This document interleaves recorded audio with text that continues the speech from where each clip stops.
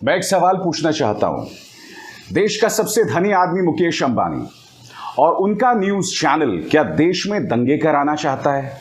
इससे पहले आप क्या कहते रहे सब जानते हैं। आपका न्यूज चैनल किस तरह से रोज प्राइम टाइम पर हिंदुओं और मुसलमानों में खाइयां पैदा करने वाले डिबेट्स करता है, कार्यक्रम करता है, कई बार झूठ भी परोसता है।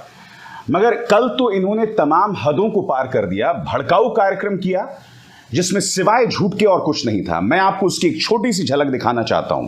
आपके स्क्रीन पर दोस्तों ये कार्यक्रम हुआ है और इस कार्यक्रम में ये दावा किया गया है, जैसे कि आप जानते हैं कि अलवर में 300 साल पुराने मंदिर को बुलडोज कर दिया गया था। खबर क्या कहती है? महादेव पर बुलडोजर जहांगीरपुरी का बदला। यानी कि ये लोग ये कह रहे हैं कि जो 300 साल पुराने मंदिर पर बुलडोजर चला वो दरअसल जहांगीरपुरी का बदला था। सरासर झूठ। कुछ तथ्य मैं आपके सामने रखना चाहता हूं। सबसे पहले इस क्रोनोलॉजी पर गौर कीजिएगा। मंदिर परिसर को 18 अप्रैल के दिन बुलडोज किया गया था अलवर के अंदर। दूसरा, जैसा कि आप जानते हैं जहांगीरपुरी में कब हुआ चला था बुलडोजर? जहांगीरपुरी 20 तारीख को हुआ। भाजपा शासित नगर पालिका ने विकास कार्यों के लिए मंदिर परिसर को हटाने के लिए सर्वसम्मति से फैसला लिया। यानी कि जिस नगर पालिका ने यह फैसला लिया उनमें से अधिकतर लोग भाजपा के थे। यानी कि यह फैसला भारतीय जनता पार्टी ने लिया। अब चौथी बात पर गौर कीजिए। वहां पर मूर्तियों को फिर से पुनर्स्थापित किया जाएगा। मैं समझना चाहता हूं देश के सबसे अमीर आदमी मुकेश अंबानी से कि आपका न्यूज चैनल इस तरह से झूठी खबर, खासकर सांप्रदायिक तौर पर जो बहुत ही संवेदनशील है, वो क्यों परोस रहा है। और यहां बात सिर्फ मुकेश अंबानी की न्यूज चैनल की नहीं है। अन्य न्यूज चैनल्स भी मानव समाज के अंदर दंगा भड़काने का प्रयास कर रहे हैं, अलवर मंदिर के नाम पर झूठ परोस रहे हैं। आपके स्क्रीन पर रिपब्लिक भारत, जहांगीरपुरी से प्यार, अलवर दरकिनार, देखिए 5 का प्रहार। इसके बाद टाइम्स नाउ, नव भारत, जहांगीरपुरी में विध्वंस, अलवर में विकास। सवाल पब्लिक का, यानी कि जहांगीरपुरी को अलवर के मंदिर से जोड़ना। फिर देखिए रिपब्लिक भारत, इफ्तार का आयोजन, मंदिर में तोड़फोड़। यानी कि तेजस्वी यादव के घर जो इफ्तार पार्टी हुई, जिसका कोई लेना देना नहीं है ना जहांगीरपुरी से ना अलवर से, उसे इन्होंने अलवर मंदिर के साथ जोड़ दिया। फिर देखिए सेक्युलर गैंग का सांप्रदायिक जहर हिंदुओं को दबा रही है कांग्रेस। यानी कि हिंदू बेचारा जो है वो दबा कुचला, हारा हुआ, थका हुआ। फिर ये देखिए अलवर का गजनवी कौन, जी न्यूज पर। सीधा सवाल, आखिर क्यों अलवर मंदिर के नाम पर झूठ परोसा जा रहा है और इस तरह से जनता की भावनाएं भड़काई जा रही हैं? और अब मैं आपको अलवर के डीएम का आदेश बताना चाहता हूं। दोस्तों मैं आपको बतला दूं, अलवर में जिस 300 साल पुराने मंदिर को ढहाया गया है बुलडोजर के जरिए, मैं आपको बतला दूं कि यह फैसला पिछले साल ले लिया गया था। तारीखों पर गौर कीजिएगा। जो सबसे पहले मैं आपको बताऊंगा कि कार्रवाई 17 और 18 को ही सरकारी दस्तावेज के मुताबिक आपके सामने आपके स्क्रीन पर आ रहा है, आपके पूरे स्क्रीन पर पढ़िए इसको। दिनांक 17/4/22 और 18/4/22 यानी कि 17 और 18 अप्रैल को अतिक्रमण हटाए जाने के दौरान किसी भी व्यक्ति का वैध निर्माण ध्वस्त नहीं किया गया। अतिक्रमण हटवाए जाने के दौरान किसी भी प्रकार का विरोध प्रकट नहीं किया गया एवं ना ही कानून व्यवस्था की स्थिति उत्पन्न हुई। साफ तौर पर लिखा हुआ है कि यह कार्रवाई 17 और 18 अप्रैल को हो रही थी। तो मैं समझना चाहता हूं कि आखिर क्यों मुकेश अंबानी का यह न्यूज चैनल इस तरह से झूठ बोल रहा है। बात यहां नहीं रुकती। अब मैं आपको प्रमाण देने वाला हूं कि ये पूरी कार्रवाई, इसकी जमीन पिछले साल यानी 2021 को रख दी गई थी। सबसे पहले आपके स्क्रीन पर आ रहा है नवनिर्वाचित नगर पालिका बोर्ड की द्वितीय बैठक। एजेंडा के प्रथम बिंदु में नगर पालिका क्षेत्र राजगढ़ में मेला का चौराहा से गोल चक्कर तक के मुख्य रास्ते के मास्टर प्लान में बाधा व गौरव पथ में अवैध अतिक्रमण हटाए जाने संबंधित प्रस्ताव नगर पालिका की साधारण सभा में चेयरमैन श्री सतीश दुहरिया एवं अन्य सर्वसम्मति से पारित करवाया गया था। सतीश दुहरिया भारतीय जनता पार्टी से जुड़े व्यक्ति हैं। आगे गौर कीजिए साहब, नगर पालिका क्षेत्र राजगढ़ के मेला का चौराहा से गोल चक्कर तक के मुख्य रास्ते से मास्टर प्लान के अनुसार बाधाओं को हटवाए जाने हेतु नगर पालिका बोर्ड मीटिंग दिनांक 8/9/2021, मैंने कुछ देर पहले आपको क्या कहा कि इसकी जमीन पिछले साल तैयार कर दी गई थी, यानी कि ये जहांगीरपुरी के बदले में नहीं है। 8/9/2021 को सर्वसम्मति से निर्णय लिया था, सर्वसम्मति से निर्णय लिया था दोस्तों। दो चीजें सामने उभर कर आई। पहली बात, पिछले साल इसकी नींव रख दी गई थी कि इस मंदिर को तोड़ा जाना है। दूसरी बात, 17 और 18 तारीख को यह प्राचीन मंदिर ढहाया गया था। जहांगीरपुरी कब हुआ? 20 तारीख को। तो आपसे मैं पूछना चाहता हूं, यह झूठ क्यों बोला जा रहा है? अब स्क्रीन पर देखिए, भाजपा का यह पलटू प्रवक्ता शहजाद नौटंकी पूनावाला, नौटंकी मैं इसलिए बोल रहा हूं यहां पर क्योंकि यह स्टूडियो के अंदर धरना दे रहा है कि मंदिर को तोड़ दिया गया जहांगीरपुरी के बदले में। अरे भाई, मैंने तारीखें आपके सामने पेश की हैं, झूठ क्यों बोल रहे हो? बताओ। दुख की बात यह है दोस्तों कि अधिकतर मीडिया आपके सामने यही झूठ परोस रहा है। आज तक की एक खबर देखिए जो इस वक्त आपकी स्क्रीन पर है, इसमें यहां कहीं जिक्र नहीं किया गया है कि इस नगर पालिका के 95% सदस्य, 95% सदस्य भाजपा के हैं। कहीं इस बात का जिक्र नहीं किया गया। इस बात का भी जिक्र नहीं किया गया है कि जहांगीरपुरी तो कब हुआ था? 20 तारीख को, और यह मंदिर कब ढाया गया था? 18 तारीख को। भारतीय जनता पार्टी और उनका प्रचार तंत्र किस तरह से झूठ बनाता है ना, और उस झूठ का प्रचार प्रसार करता है, क्योंकि ये खबरें अब तक आपके व्हाट्सएप तक पहुंच गई होंगी। आपके अंदर ये डर पैदा कर दिया गया होगा कि देखिए साहब, देश का हिंदू खतरे में है। आपके अंदर ये डर पैदा कर दिया गया होगा कि देखो, कांग्रेस और मुसलमान मिलकर जो हैं इस देश के हिंदू को टारगेट कर रहे हैं, सिर्फ और सिर्फ झूठ के सहारे।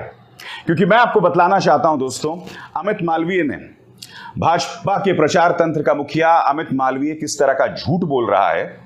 वैसे कई बार झूठ बोलते पकड़ा गया ये देखिए, राजस्थान के अलवर में विकास के नाम पर तोड़ा गया 300 साल पुराना शिव मंदिर, करौली और जहांगीरपुरी पर आंसू बहाना और हिंदुओं की आस्था को ठेस पहुंचाना, यही है कांग्रेस का सेक्युलरिज्म।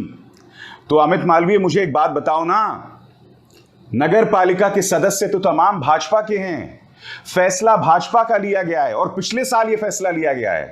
तारीख मैं आपको बता चुका हूं, आपके सामने फिर से वो तारीख देखिए, 8/9/2021, इस तारीख को यह फैसला लिया गया था।